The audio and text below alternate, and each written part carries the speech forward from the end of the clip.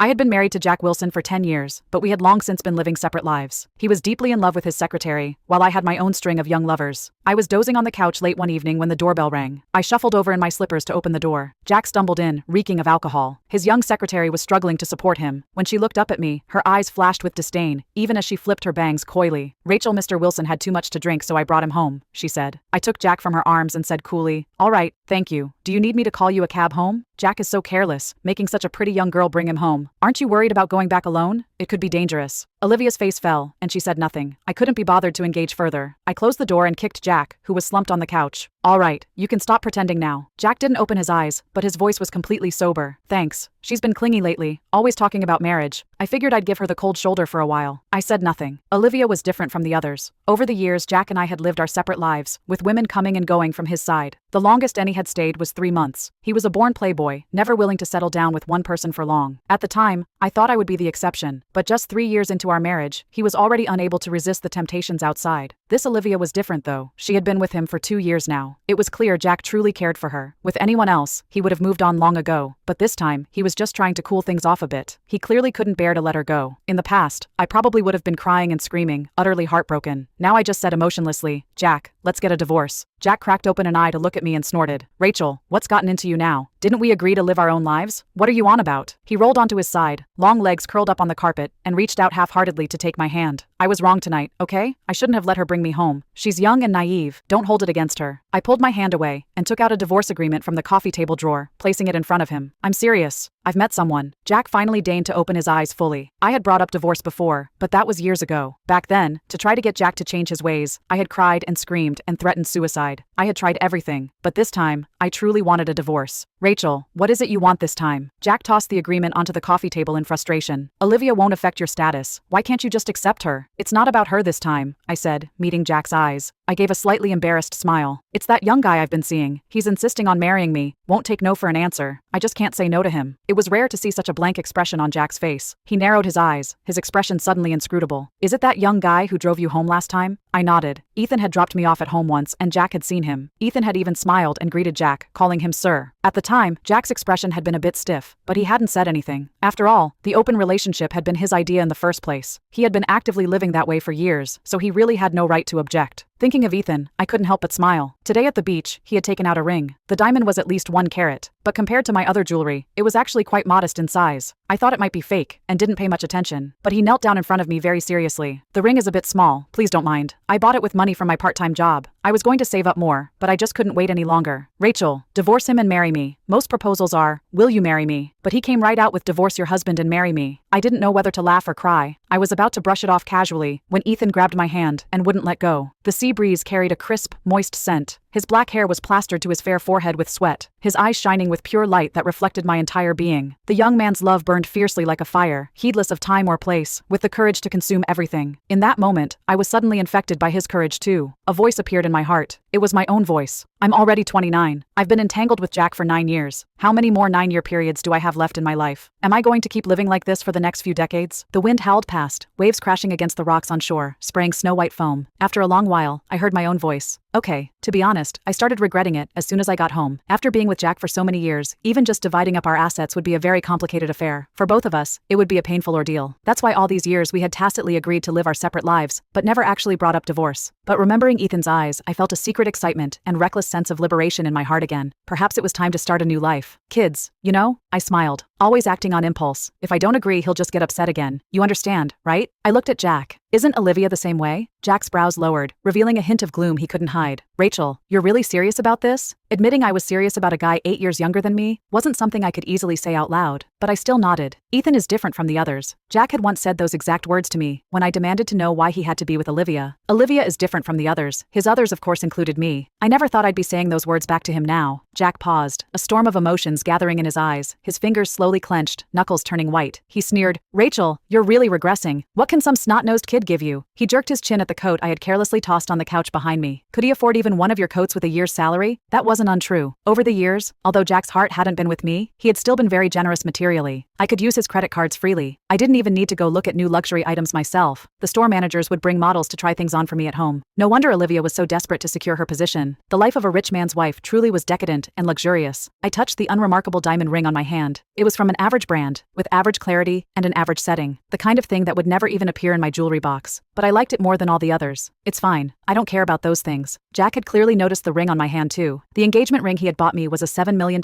pigeon egg diamond, dazzlingly opulent. He had it specially shipped from Hong Kong. I had always been too afraid to wear it, so I bought a cheaper pair of matching rings for us to wear instead. But after those first few good years passed, we started living separate lives. Or rather, he unilaterally grew tired of me. He stopped wearing his ring because the young girls outside didn't like it. During one of our countless fights, I yanked off that ring and threw it as hard as I could. Afterwards, that ring was never found again. My hand remained bare until now. I repeated, "Jack, let's get divorced." He paused for a moment, then suddenly lunged forward. The coffee table crashed to the floor, the vase shattering with a crisp sound. I was startled, but he grabbed me by the throat. Jack leaned in close, his eyes full of viciousness. "Rachel," his voice lost its usual coolness for the first time. "Who gave you permission to be serious?"